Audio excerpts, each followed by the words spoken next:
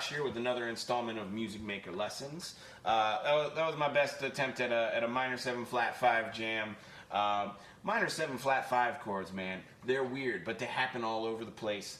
So let's talk about them because they're just great, colorful chords that can be used for a lot of stuff, and they occur naturally in your major minor scale. They only happen in one place, and I think couple videos ago, maybe a couple of weeks back, when we were talking about modes, I was saying it would drive me crazy to just have a Locrian jam, and the reason is because the harmony behind a Locrian mode is minor 7 flat 5.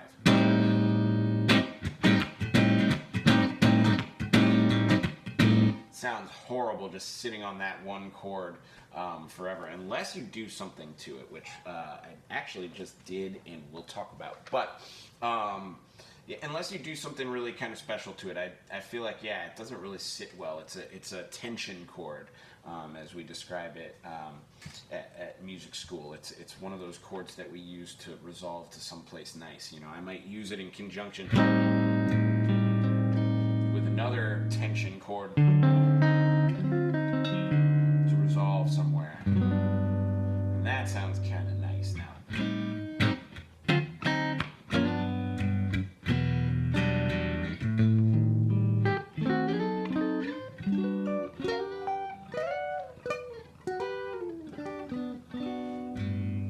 That's kind of nice now when you treat it like that. But again, like just and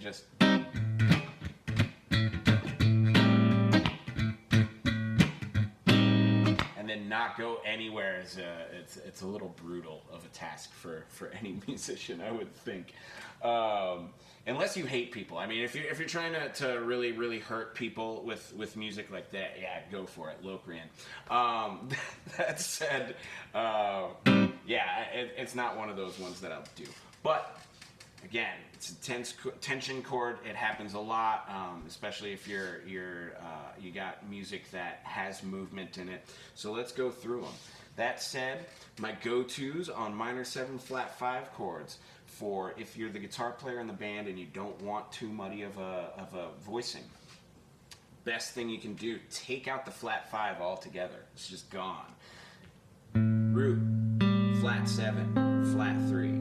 That's all it is. It's just like a minor 7 shell. I call these little voicings without the 5 the shell of the chord, because they sound really good, but it's not the entire thing.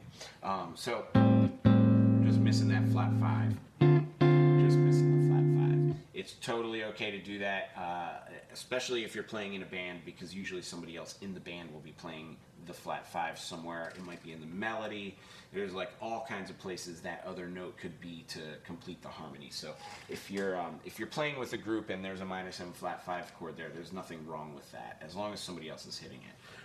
That said, if nobody else is hitting it, you should probably be the one to grab it if you know it's there. And I do, yeah, a lot of the time when I'm playing with a group, and I do notice sometimes people don't notice it's there, so I'll grab it myself, and that's, you know, I have no problem doing that. It's you know, we all do our part, we all do our duty, right? So that said, here's what the actual voicings of minor 7 flat 5 chords are, and then let's talk about maybe a more musical use for these things, because they're totally usable, and I really actually enjoy them a lot. Over some different kinds of chords. I like to superimpose them, if you will. So yeah, let's get into what they are, and then we'll superimpose a little bit. So again, starting with that E bass form, root, flat 7, third, flat 5. And again, let's go over what this harmony is. We're basically doing, it's a diminished chord on the bottom, and then instead of a diminished 7, a lot of people treat these as diminished chords. These are not diminished chords, although they are called half diminished. I think a better term for them is minor 7 flat 5, because they're not even half diminished anyways. They're 3/4 diminished. 3/4 of the notes are a diminished triad, and then that 4th note is from like a minor scale, right? So it's a minor 7. So that's it. It's a diminished triad. Root, flat 3, flat 5, flat 7. Cool. That's it. Root, 7, 3rd, 5th. There's our first inversion. Second inversion. I'm sorry. I should say root inversion. The then first inversion is third on the bottom, root, flat 5, 7. Then you get your flat 5 on the bottom, flat 5, third, 7, root. I love that shape too. That's like a really nice one. Ooh, pretty. And then last one, 7th on the bottom, 5, root, 3. And then they do repeat.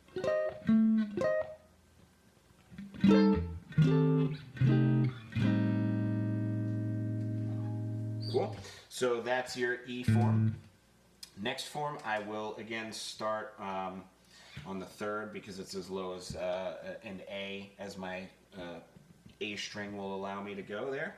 But that said, again, here's the form. And actually, yeah, that's the one that I have in the packet because I do like the 7th on the top instead of down there. But that is totally acceptable. In fact, my ear today told me to play this one instead of the one that I have written out there. And the reason that it did that is just because that's what I felt like today.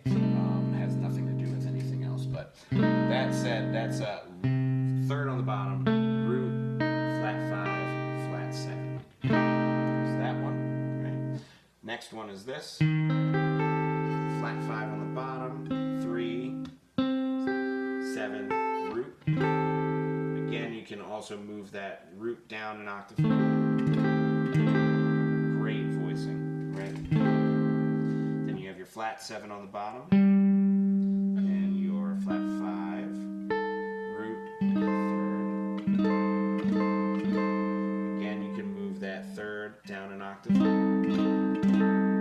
Also a great voicing, I like that one a lot. And then you have root, flat 5, 7, 3rd.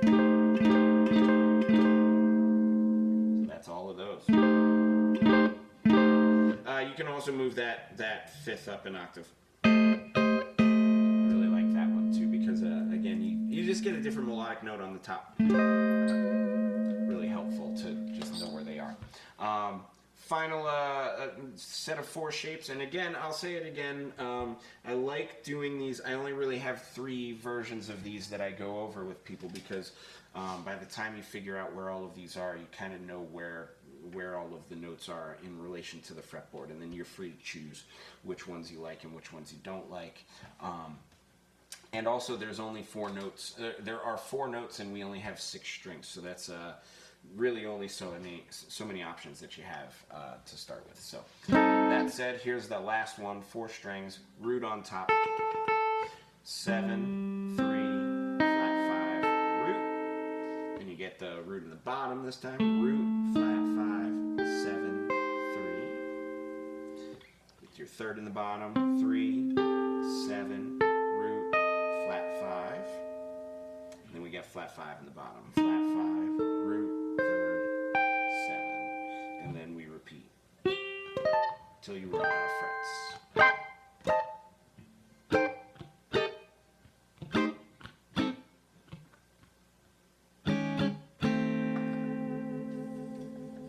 Cool. That said, let's apply some of these things because, yeah, I think you probably noticed at least some of those high ones sound pretty cool. And maybe the one that I'll steer towards is this one because I think a lot of guitar players might have, if you're watching this and you already play, you might recognize that's basically the top of the James Brown chord right there. So here's what makes it different is just the root. It's whatever I'm playing in the bass. So if I'm hearing that as the root, yeah, it's going to sound like a tense note. But if I kind of think back, I'm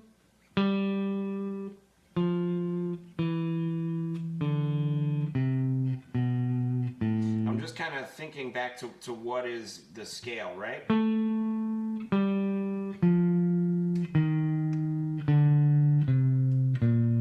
It's a Locrian scale, right? So there's your octave, then there's your 7, and then there's your 6 in a Locrian. So if I go back to the 6,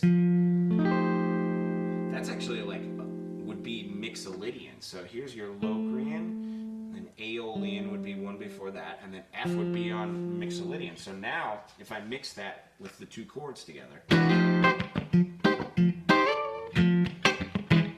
That's about the funkiest chord you can get. So let's actually apply some of this minor 7 flat 5 stuff in relation to a Mixolydian scale and see if we can get something kind of cool happening. So, and again, the theory on that, I went straight into mode world there, but if you're just looking for the short answer, how do you get there? I'm playing a minor 7 flat 5 chord, 1 major third higher than the root of a dominant 7 chord. So if your chord is F, then A minor 7 flat 5 is a great substitute chord. So here's what that sounds like.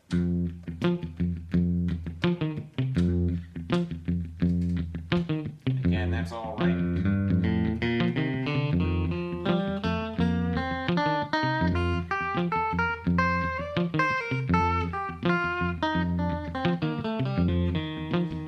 That's all works with a F Mixolydian, okay? Or A Locrian.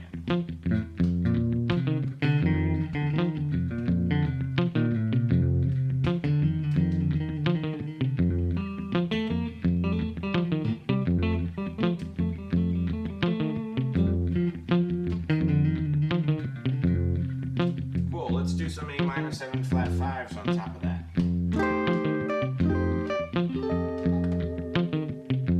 Sounds beautiful.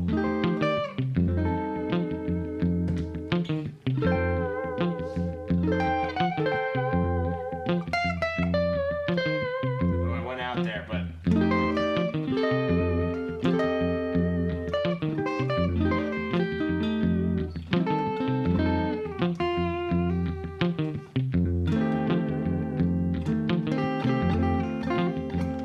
and you might notice that this voicing right here, if I take out this finger, that's an F dominant chord.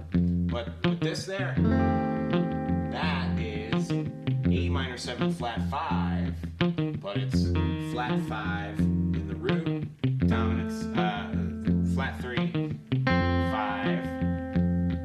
Sorry, we're thinking about them wrong here. So flat 5, root, third, flat 7 of an A minor 7 flat 5 chord. And they just sound great over that. And I use it constantly. And I'm not the only one. Go back and study your funk history. Everybody's using those chords. Everybody's using that harmony. It's really, really great stuff.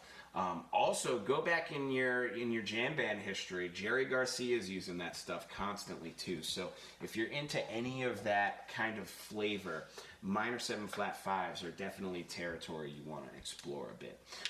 So hopefully that was a good explanation of those for you, and hopefully you guys got a good picture of how to play all of those chords. If you do have any questions, comments, concerns, topics you'd like me to cover next, please go find me, musicmakerlessons.com.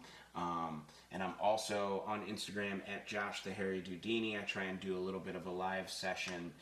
It's not every day. I'm going to do Sundays off. Let's play it like that. And then I'm going to try and do a little bit more every day.